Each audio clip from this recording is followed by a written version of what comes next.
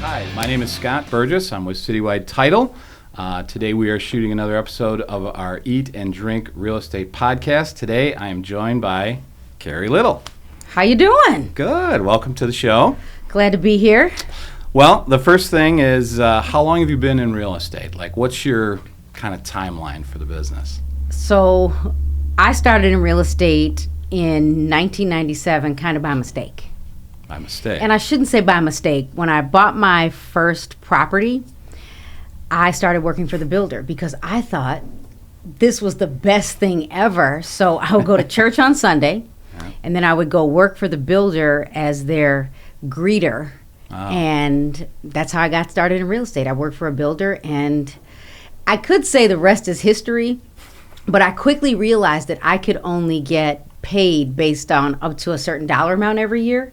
Oh. And I'm like, wait a minute, this doesn't make sense because I had referred like 3 or 4 people to the builder and I only made like $1,500. So if you're not licensed, you can't get a referral. So 2001, I went to the local college of DuPage, took the course, took me 3 months. I don't know how people do it in 2 weeks. I still can't wrap my head around that.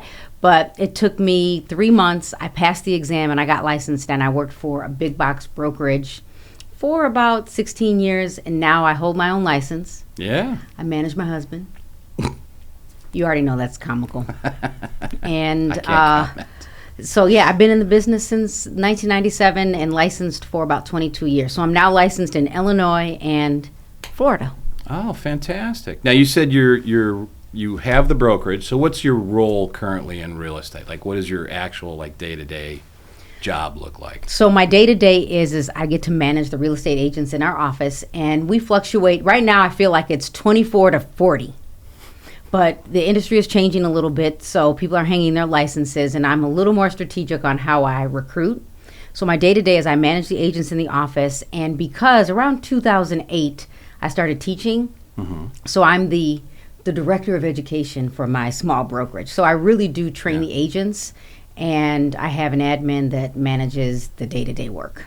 Okay. And how many agents do you have with you now, you said? Right now, I think 25. Okay. Yeah. Even as of last night, someone called and they're like, Carrie. And I was like, I knew. The invoices have come out, and it's time to either make a decision. The market has shifted, and people are trying to figure out what they want to do. Yeah, it's been a tough market. What sort of challenges do you see in real estate today? Some of the challenges are inventory. Even yesterday, I was having a conversation with agents, and they're like, Carrie, I just need a listing. I need a listing because I can't. If I had a listing, then when you own the inventory, like if you own the Trader Joe's or you own the Aldi or anything that has inventory, you get to make money when the inventory sells. So if you're the listing agent, you're going to get a buyer. And right now, one of the challenges is inventory. Inventory is so low. If we look at 2008, inventory was close to 100,000 properties. So between, let's say, February 2007 through January 2008, about 100,000 properties on the market. Oh, yeah. In the last 12 months, like August 2022 through July of 2023, a little under 19,000 properties. In the state of Illinois, we have around 51,000 Realtor members. That doesn't include those that are not Realtor members. Okay. And so think about that. In northern Illinois, which now is defined as up to the Wisconsin border, down to we're in Champaign, our multiple listing service, and maybe Coal City, all the way over to a city called Sterling, Illinois. 45,000 agents. Holy cow! So if that's the case, and we have a little under 19,000 properties, the true challenge is inventory. So we're trying to figure out how to convince homeowners to sell, even though interest rates are up. And that's hard to even say interest rates are up, because when I bought my first property, I was on an ARM and it was 7%. That was normal. That was a good deal. Man, I was doing great. Now prices have gone up, so it's changed affordability. So again, one of the biggest challenges is trying to help people understand that if you've been in your house since 2008, maybe it's time to cash out, because you might have enough money to put down where the mortgage payment doesn't impact you like it would someone that's a first-time home buyer. Okay. So really those rates being higher, it's sort of a misnomer. And affordability, buyers, it changes what you can afford. So, we had the pandemic, interest rates were, they could be as low as 3%. Yeah. And now if you're looking at 7 or close to 8, you've changed your buying power in a matter of months. So how long do you think it takes? Because we've heard a lot of folks talk about you got to get it through your head that 3% is never coming around again, 3.5%, that's ridiculous. It's 6, it's 7. Like, how long do you think that takes before home sellers or buyers realize, okay, this is how it's going to be? What's crazy is that I'm someone that looks at data, and I could predict when people would make more money in the market, the ups, the downs, which month it was. The challenge is inventory is so low that sellers are going to still list high. Okay. So, pre-pandemic, we could have an interest rate. I refinanced at 3.5% in like 2010. And then interest rates went back up to 5%. It went up and down every, 2 or 3 years. Now, because we were as low, a little under 3%. Yeah. We had people that did the forbearance during the pandemic. And then they're like, well, I can't sell because I didn't pay my mortgage. And so that was put on the back end. And I think it's going to keep interest rates up because the feds are trying to correct what happened over the last few years. So do I think it's going to happen in 2 or 3 years? It's hard for me to even to say. We just have to keep watching. And if you are someone that has to buy, look at your affordability. And if you can't buy because you can't get what you want, patience. Put your money in the bank. Now's the time to put your money in the bank, because what goes up comes down. Yeah. I don't think it'll ever be like 2009, 10, and 11, though.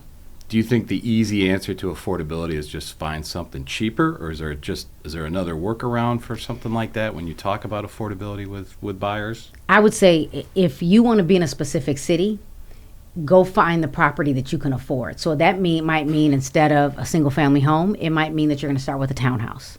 Okay. It might mean that you're going to start with a condo. It might mean that you're going to move into the neighboring city that has the price point that you want and plan to move to where you want. Get what you can get today so you can get that fixed payment. Otherwise, you're investing in someone else's future. Yeah. I have one of my most interesting stories. I can't say it's a favorite. Is I had a homeowner. It was a referral from another area, and this homeowner had purchased a property not far from me, so we'll say around the Glen Ellen area, and the homeowner never moved in. He had owned the house for 30 years, so he never moved in. He moved to up north.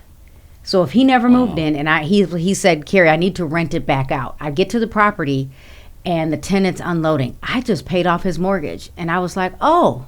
I really wanted to say, wow, you should have bought something a long time ago. But what's interesting is he paid off his mortgage. The homeowner has built wealth off of the back of someone else. Yeah. And this tenant never did anything to fix their credit. Wow.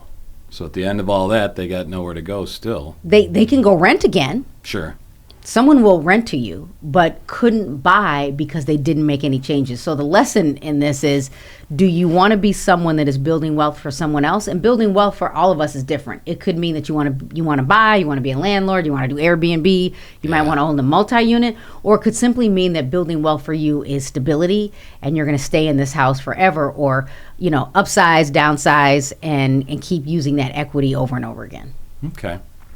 So what is one thing that you want to help agents understand with all these changes in the market, like what you're talking about? Is there one thing, or is there just kind of a concept you want agents to be able to understand? What do you think there? They got to show up to do the work. So, even sounds simple. Right. It sounds so simple. When I got licensed, I had little kids at home, and all I knew is I needed a paycheck. So I got up, got dressed, I walked my neighborhood. I couldn't afford to mail. So the key is you have to keep showing up and pick one thing to do the work. I remember when the market changed, I became an instructor.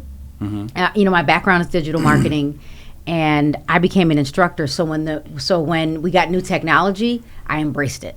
Okay. So as a real estate agent, if something new is out, embrace it, because it will change the dynamics of our industry overnight. So number one, show up.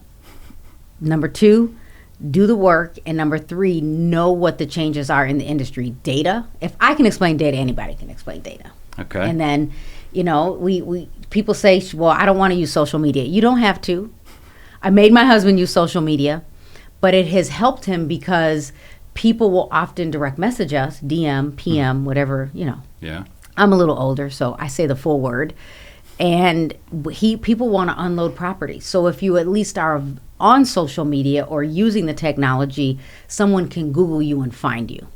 Okay. But listings still come from the mailbox because we know anyone over the age of 50, they're getting their mail. Anyone under the age of 33 is always known the World Wide Web. So they're more likely to click. And my mother, when she sees me post on Facebook, she's calling me. Seems like such a disconnect. The whole point of it is to just comment. Yeah. But sometimes I'm almost glad she called me. Yeah? Because some people don't know that it's public. They think it might be, the conversation might be between you and I. Oh, specifically, like Right. I only see your comments versus everybody sees Right, your so comments. call me. Now, is there, you talked about kind of dual roles here. Does your viewpoint of what you want agents to understand, does that change as an instructor, or is that simply just, hey, there's a checkbox of stuff you got to learn from the class today? I mean, does that change your overall viewpoint with them? Now, I'll say this. When I opened my own brokerage and I had already been teaching, it's easy for me to get into the weeds of teaching. And Okay. I can teach, but recently, because I still mail to my sphere of influence, one of my clients came back and I listed the property and I helped the client buy. And when I did all this work, I'm like, okay, when you are out here working, it is hard to use all of the technology. It is hard to use all of the social media. So I would say put into practice what you've learned. And, if you're going to use social media, be consistent. You don't have to do it every day. However, if you did it every day, it might change the landscape of how you generate leads. Okay.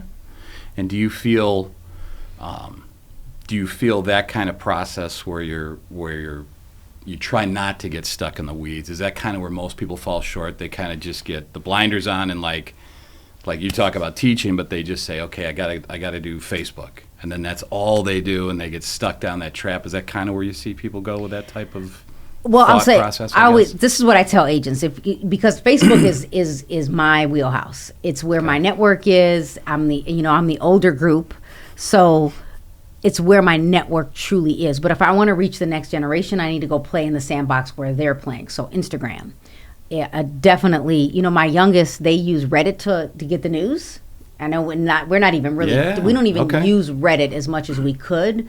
But they are also consumed with TikTok. One of my youngest, the 21-year-old, has 220,000 followers on TikTok, and he gets a check. Really? And if that's where they're hanging out, maybe it's you keep doing what you're doing on the social media platform that works, but integrate the new, and maybe it's once a week. Maybe it's you just kind of go watch what's happening. What are you seeing? Yeah. And then figure out how you can integrate that into what you're already doing. Because we have short vertical video on Facebook. You could do the same thing on TikTok, and maybe it's repurpose. There's always going to be someone that says one thing. There's truth in one thing. Yeah. If you're someone that cold calls, it still works. I know there are agents in our market that cold call. They do a ton of business, and it really does still work. But what happens if you want to sell your business and you didn't integrate anything else? Now you're selling a database, and if you never cold call, now how do you get that marketplace? How do I make money off of your How do I database? make money off of your list Yeah. when I never did inbound marketing? Yeah. So integrating something new or hiring the next generation real estate agent, because in Illinois you can be 18. Oh, yeah. Well, speaking of all these changes and everything else, one of the reasons I wanted to get you on here today was to talk about AI, Yes. artificial intelligence. You can't go anywhere without hearing about it. Tell us about AI. What is artificial intelligence? Artificial intelligence is just that. Here, I'm gonna read. Let me read my. I always have my slides available. I'll read a definition, so people kind of get it. And there's more to artificial intelligence, but here we go. So artificial intelligence is just that. Intelligence that is artificial. It's the ability to provide information in seconds based on human coding. And AI gets smarter as we use it. It is not human, but might feel human when it responds. And AI has been around we know about ChatGPT, owned by OpenAI. We have been using artificial intelligence before it was available in November of 2022. So we have tools in our multiple listing service, even our MLS. when you upload the photos, you can click a button that says, tell me what these photos are. And the AI will tell you that's a living room, that's the front of the house, that's the family room, that's a dining room. Oh, yeah, we've already been using it. We've already been using augmented reality in some of the apps we use. So a real estate agent today could go and walk through a property, and when they walk through the property, they could videotape the entire property or use augmented reality and make it available.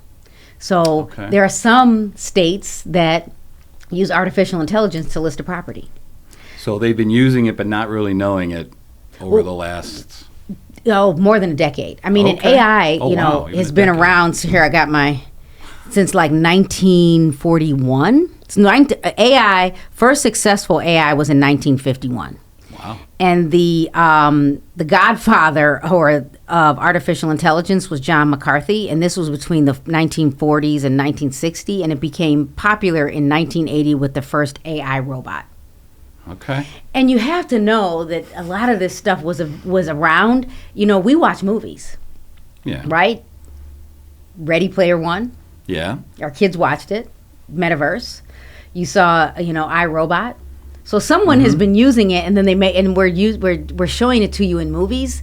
It's just now it's available for you to actually use and type into and make it work for you. And now an agent could literally use a tool called ChatGPT, Perplexity.ai, and Google has Bard, B-A-R-D. Okay, yep. Canva, which is a software program where agents can build their own graphics. It has ChatGPT integrated.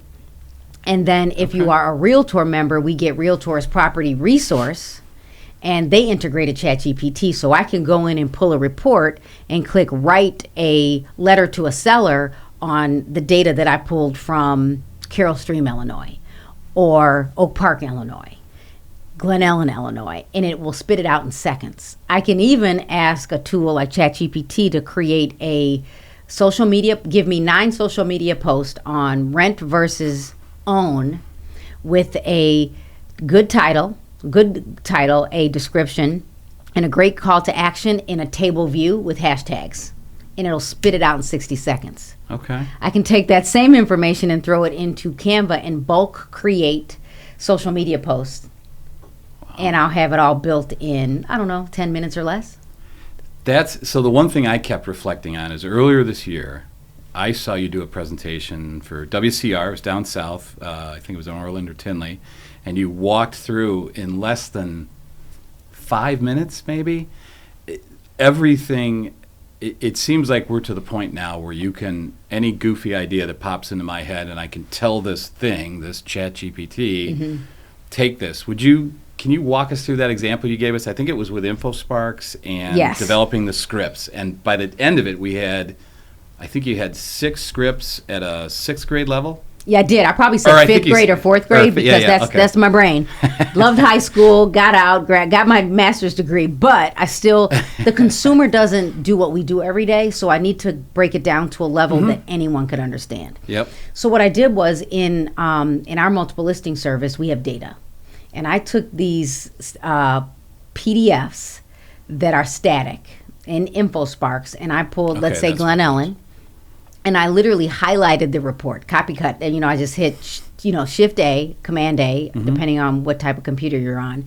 I copied it, went over to ChatGPT, and I said, write a letter to a seller. We need inventory based on this data from Glen Ellen, Illinois, and compare it to 2009 on why someone should list their home. Okay. I could even say compare it in a table view. And it took it less than 60 seconds. So what I got out of it is if you're a real estate agent and you have no deal, like you're stuck with transactions, or if you're an agent that's a producing agent and you just simply integrated this one thing and you started old school, you started using something called direct mail, and you mail to people that have been living in their houses for years, like we go after the silent generation or the baby boomers or my group, the Gen Xers. And you make it simple and easy to consume, and they see that, wait a minute, I have $400,000 in my house, and I didn't realize that the market has shifted this much. Like I was comparing the house we bought And my husband was like, Carrie, don't show me that. Like, I'm afraid I'll come home and my house will be gone. It's listed. Like, It's what happened? I'm like, what? Right. Because we go look at the neighbors' houses when they have open houses just to see. And I'm like, we have updated our house so much that we could literally sell and cash out, and it would be great. I just need somewhere to go. So I've had the same pressure as the average consumer. But the truth is it's easier to do. Now, it doesn't replace the critical thinking of us, because artificial intelligence is built by Well, human. sure, they tell you to read what it spits out so that it makes sense. You're not Right, and you're not violating the code of ethics Sure. license law. And the cool thing is I could actually put in the link for license law, the PDF, Okay. and the link for the code of ethics, the PDF, and say, write this letter and don't violate the code of ethics or Illinois license law, and it will read it. Wow. Because agents are using it for listing remarks, but there could be copyright issues. Okay. So we're having all of these conversations around, it's great, it's fun to use, and it makes our jobs easier, but could there be another challenge that impacts the industry later? Yeah.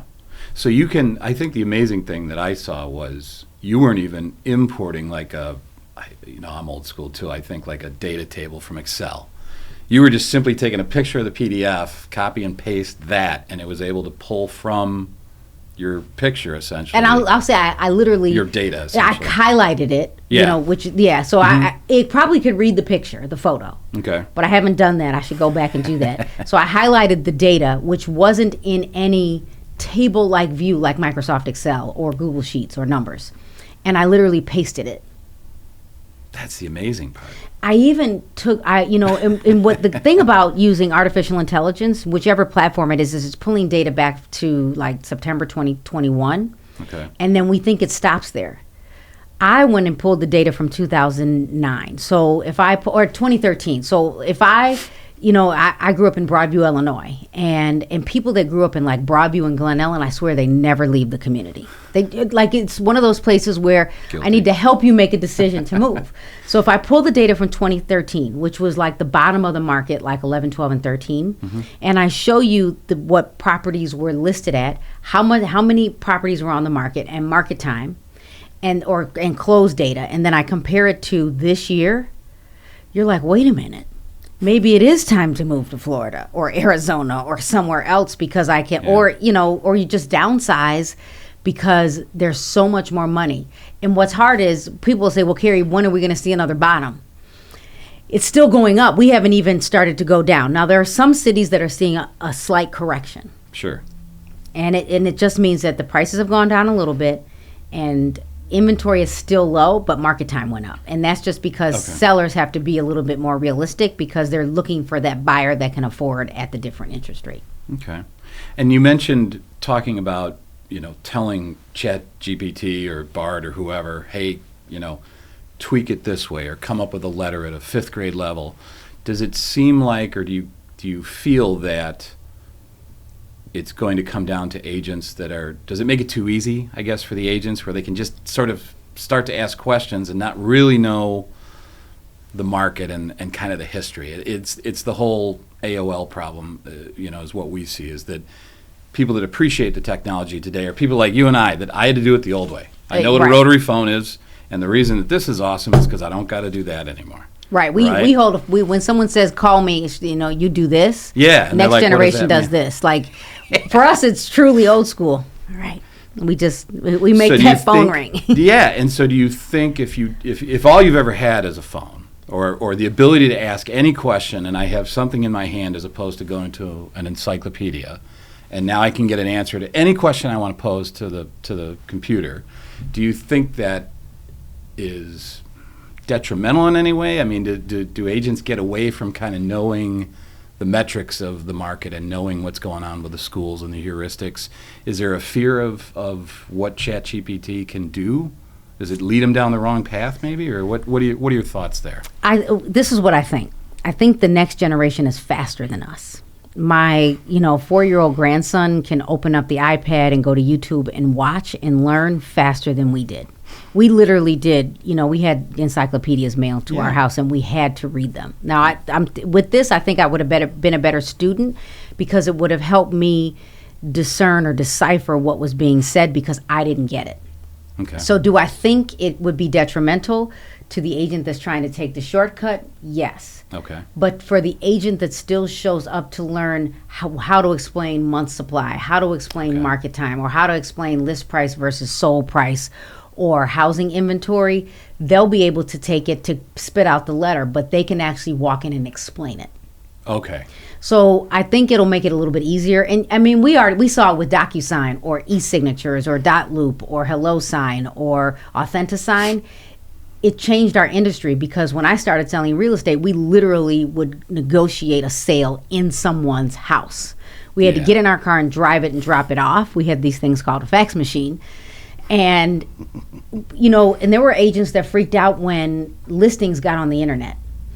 I don't think it will be detrimental, but you do need to know the fundamentals of real estate to remain successful, because what do you do when social media goes down? People were freaking out. It was like a drug addict. They didn't know what to do when they couldn't get on Instagram. Yeah.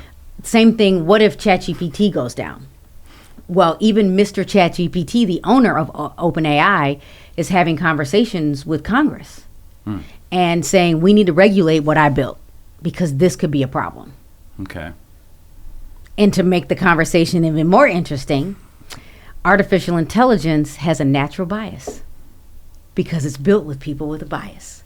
Oh, okay. And we all have a bias. Everyone has a natural bias in their brain because of how we grew up, what we learned. And so I even use Discord and Midjourney. These are tools that our kids use to build a metaverse or to even go play in the sandbox with Snoop Dogg in the metaverse. And I would ask it questions like, imagine this and create an image that shows a real estate agent in a coffee shop in downtown Chicago. It always will build a white female with blonde hair first. And it's fine. It's just now you have to know that when you use artificial intelligence, first of all, we need the next generation of all groups to go get into science and tech, right? Just like this, audio and television. But we also know we need to be very specific because you could easily violate fair housing. And so these are, so the challenges are you just have to know exactly what you're asking. So you still have to show up to learn, show up to, come to the podcast, listen to the podcast because you're interviewing people that are in the industry and working in the industry, training the industry, and actually playing in the sandbox. So I'm kind of glad I went back outside to sell a house because I was like, 20 multiple offers in an Excel spreadsheet. Yeah. And here's what we don't know. Because if I were to take those 20 offers, copy, cut, and paste them and throw them into ChatGPT, I just made it smarter. And the other thing I just did was made that information public. Okay. So if you don't show up to know what's happening and you're just using tools, you don't know that you could be using information that could be made up. There was an attorney that was in a lawsuit that was using ChatGPT to argue his case, and ChatGPT was making up how to argue the case with cases that weren't real. Wow. So we got to know what's out there. Detrimental, maybe for the agent that doesn't keep showing up to learn. So the big things are probably the two key points. What I'm hearing you say is you got to show up to do the work, which is fine, but then you also have to understand what exactly you're using. Where did you come from? How is this being obtained? And just keeping that general, like you said, a bias. Right. Which sounds weird to say about a computer that it has a bias. But it's built by humans. Right. So it has the human's bias built into it. Right. Okay. Not a bad thing because we need to always have the hard conversations. But if we don't learn, and especially for the managing brokers of an office, we don't have to be experts on how to use social media. We don't have to be experts on artificial intelligence, but we need to know what our agents are using. In the event, we need to have the hard conversations around, so now what it did was it changed how I look at the remarks when our agents list properties. Okay. So I have to go read and say, did you write this? And they're like, yes, because there are things that agents don't know they cannot do. Like you can't write in a remark walking distance to the school. You have to say near. Because that could, violate, the American Disability Act. Oh, okay. Like there are things that we don't know because we just don't show up. And if you're, writing listing remarks and it says, and you just copy, cut, and paste and you don't even read it, Yeah. that could harm your brokerage and the licensee. Well, that and seems the common seller. sense, but Common sense isn't always common. nothing to do with our business. So what specifically, talking about brokers and managing an office, what specifically can an agent use within the framework of AI? Are there just specific tools that say, even if you're teaching it like what we saw down south earlier in the year, do you kind of have a list of tools that like, hey, here's kind of your 4 or 5 top things to put in your bag? Do you have kind of a list like that, or how do you? You know, so far I really like ChatGPT. Obviously. So I would say ChatGPT. You can use perplexity.ai and then Bard, Okay. which is owned by Google. Any of those are great. And I've tested them and asked the same question to see if I get a different output, and you will get a different output. Really? The value of using any of the platforms, specifically ChatGPT or the Google version, Bard, is that you can add the Google extensions. Okay. So what are the extensions? Is that so just a good example is on my computer, on my Mac and my PC, it depends on where I'm going, is I have a ChatGPT little icon in the bottom right-hand corner, and when I Google things, it gives me a summary of the website. Oh, So there's all these different Wow. extensions. So as an agent, if I were to keep it simple, pick the best AI tool that works for you. I really like ChatGPT. okay. But you can also use ChatGPT within Canva. I pay for ChatGPT because I was like, I need the full version. And I also thought that maybe I'd be grandfathered in and not have to pay more later. But if you're already paying for tools like Canva, you can use artificial intelligence, and it's called Magic Write, which is ChatGPT integrated, Okay. and that would be an option. If an agent is, tech challenged, I would go to Realtors Property Resource, and it's under market trends, under research market trends, and they can then, when you click a specific city, or you put like Glen Ellen, Illinois, or Wheaton, or Lombard, or Broadview, or wherever, you can choose write a script, and ChatGPT is integrated. That's the easiest way. Wow. So to write the scripts, you don't need to have any specific, you don't need to have Microsoft Word or text edit or anything, if you're on a Mac. You just say, hey, write me a script, and it just basically prints it out in that. In that format, it gives you Discussion form or it whatever. it says professional. It might say conversational, and then it says write a script for a letter, social media. They made it so simple in Realtors Property Resource. There's no reason why you can't use it. The only thing you might want to do is copy, cut, and paste it and dump it into another tool like an Evernote or Word or Google Docs, because it doesn't save it. Oh, ChatGPT saves all of my history, but I have to create the prompts. Right. So as long as you're saving it somewhere, you can refer back to it just as a stopgap, so that if something were to happen or you lost access to that account, the ChatGPT, Yeah, you would have your you prompts. got it somewhere. Well, what I do is I save all of my prompts in a Google Doc so I can go back to them. Oh, And then I can always edit. And there's another one I use called Keywords Everywhere. what's That's that an one do? extension that you can Okay. add to ChatGPT. And then you'll get like this box at the top that will allow you to say, I want to write a video script for Instagram in a conversational voice. And it'll write it for me. Wow. So they kind of help you with the prompts. So how many tools are you talking? You maybe as a broker, as a realtor, I need 2 or 3 things. ChatGPT. Some I of would these say extensions. I would go with RPR if you're not tech savvy. If you're a Okay. little tech savvy, ChatGPT Okay. and Canva. And that's it. And that's it. If you are Wow. even more tech savvy, then I would go to Google and type in artificial intelligence, and you'll see all of Google Chrome extensions, Okay. and look to see the ones you might want to use. And you can always go back and turn them off if you don't like them.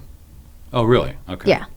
And can you then go back and turning off those extensions or whatever else you were using and do you ask it to rewrite these scripts, or do you just ask it to do it again and see if it spits out the same thing, or what is it? So you can, because all of mine are saved, I can just go over to the left and go find a previous prompt, and I can Okay. copy it and I can put it back in, and it'll give me something different.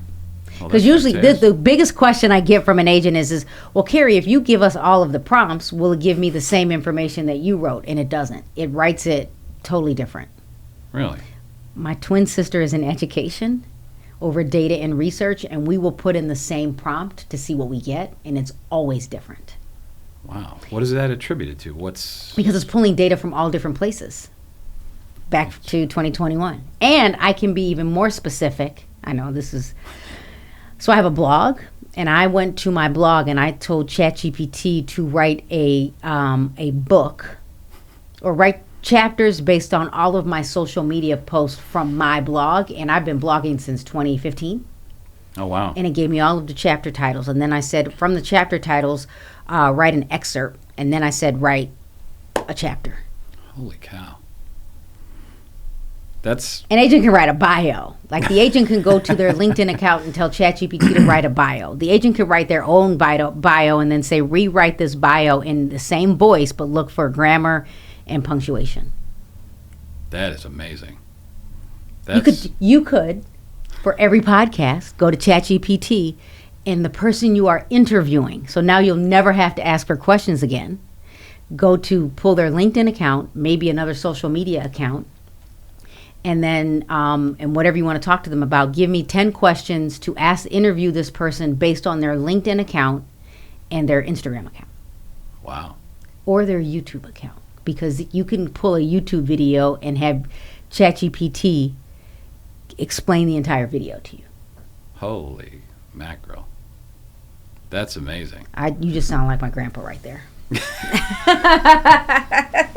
I'm old school. I know. I just, when you say holy mackerel, that was his go-to. That's amazing. So speaking as put the instructor hat on now, and what's the classes or class that you teach for AI? Is there a specific one? Is there a couple of them? What's kind of the demographic for that? What do you... So I just wrote an AI course that I sent downstate to see if I can get it approved. I asked the question, do you think this will get approved? So I'm hoping. So it's, the emerging use of AI. Right now, I'm just teaching it for anyone that is asking for it. And it could be 30 minutes. It could be 3 hours. I just came back from California and spoke to Women's Council and talked for about an hour and a half. Okay, so it's not under the guise of CE credit. Not yet. It's I'm working on it. Approved class, essentially, for IAR or anybody. No, but if you did get it, if you did get me in a CE class, like I have an Instagram class that's approved for continuing ed, and I have a data class, those are the only two that I renewed, I'm going to talk about AI. Well, people are going to ask you regardless. I have to. It's like it has to be integrated at this point because we're using it. Yeah. So I have to talk about the good, the bad, and the ugly of AI. So what type of questions do you typically get about AI? Like, is it just kind of all over the board? Is it just kind of a smattering of questions, or is it always kind of specifically down one path, or what's the... Usually it depends on the audience. There are some people that have been using artificial intelligence, since November 2022, since they got access to ChatGPT, and there are people that are very tech savvy, and then I'll have people that have never looked at the AI, and they're like, is it going to replace me? Yeah. So that's one of the biggest questions. So what do you say to people that ask you that? Well, Carrie, is this going to replace me? Like, what do you tell people in that regards? I said, when listings went on the internet, did real estate agents get replaced? No. Yeah. When the pandemic happened, were we still using real estate agents? Yes. When we got DocuSign and e-signatures, HelloSign, and all these e-signatures tools, did it replace an agent? No. It actually made us work harder because now you have to explain it to the consumer differently. So when it comes to artificial intelligence, it doesn't have the human factor. Yeah. So you still need a real estate agent to help through the process. Now, I could also say that I could use artificial intelligence to help me figure out the best house to sell to an investor and never meet the investor in person and do everything digitally, because there's a person that I can think of now that built their whole business pre-ChatGPT on only working with hedge funds and investors, and they built their own automated value program, and they're using predictive analytics. So you plug in the data and it says, hey, buy this one, not that one, and they just call you and then say, they find a tenant execute, and they're right. Yeah, okay. So someone is going to always be able to do real estate without a real estate agent, but the real estate agent that integrates this will just be able to work faster. And here's what I've learned. we got rid of our office, our physical office during the pandemic. I went through the Goldman Sachs 10KSB program, and my advisor was like, Carrie, you're spending this much money. No one's coming to the office. Even you're at home. Get rid of it for the moment.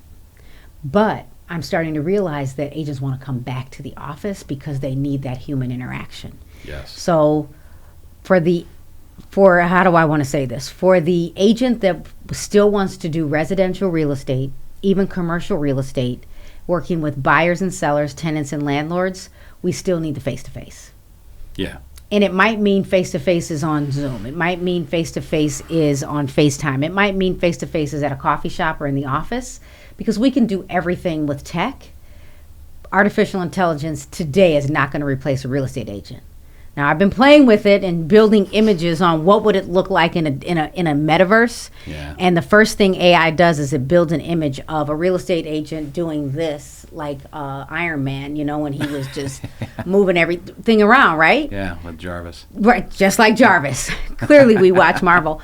And I'm thinking, could we get here? I'm thinking, yeah. We have a phone and where it's, putting up property up. Yeah. There's just so much we could talk about with AI. My husband he renovates properties, and I become his assistant, and I'm like, I can't help you. My twin sister, who was faster with the AI because she's a science teacher by trade that's what, she's not over that now, but she said, sit down, Mark, what do you need? He said, I need a scope of work. What do you need in the scope of work? ChatGPT spit out a scope of work for a property he was flipping in 60 seconds or less. He just needed to go back in, look at the questions from the city to make sure he was answering everything.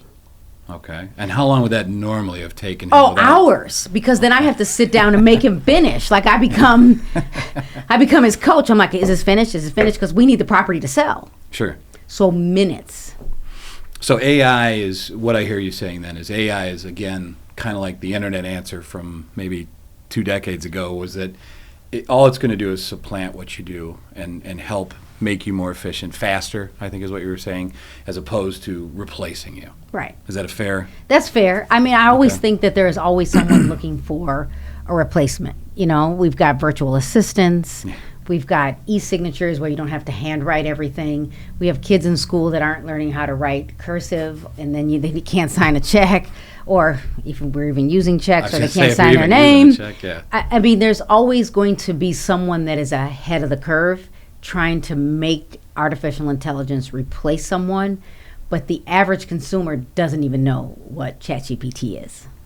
So learn it, be prepared when someone asks, because there is going to be the consumer that puts into ChatGPT, I own this property or at this address with this many bedrooms, this many bathrooms, and does a CMA before you do, because they can.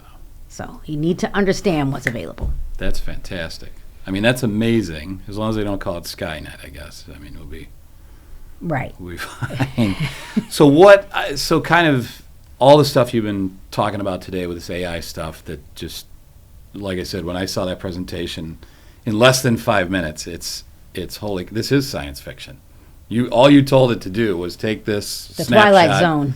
Yeah, and write me a script. And it's like, I think about writing scripts, and it takes a while, and you kind of go through your head, and if I said this, what would you say?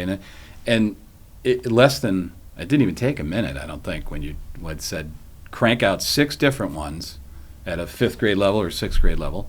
It's just amazing. So what do you, to kind of summarize today, what do you have, like 3 kind of key points that a broker should take away from all this? Is there, what do you think that would be? So, and I'm going to keep it simple. One thing. So if it's going to be social media, stick with social media. If it's going to be direct mail, stick with direct mail. The third thing is learn artificial intelligence. Even if you're not going to integrate it, understand it, learn it, because someone is going to use it, and you don't want to be the agent that is replaced because you didn't understand what's happening with our industry, where it's always changing. We went from a brick phone to a flip phone to an iPhone. I think Droid went backwards to a flip phone. We're always evolving. Mm-hmm. So as a real estate agent, pick one thing. And, we call it Friday Business Development Day. Go learn something, consistently learn something new. So I'll make it the number 4. Okay. Pick one thing. Number 2, if one thing with social media. Number 3, learn artificial intelligence, and show up to keep learn. learning. Keep learning. Well, fantastic. Well, thank you very much. I've definitely appreciated this. Is fantastic. People that have questions or comments or want to connect with you out in the real world, how do they do that? What are your handles? Where do they reach you at? What's the best way? It's really at Carrie Jo Little, CarrieJolittle, everywhere, except for Twitter, now X. I think it's Carrie J Little. Oh. I'm probably faster on Facebook and Instagram. Really? Yeah. All right. Well, fantastic. Thank you so much. Thank you. Thank you.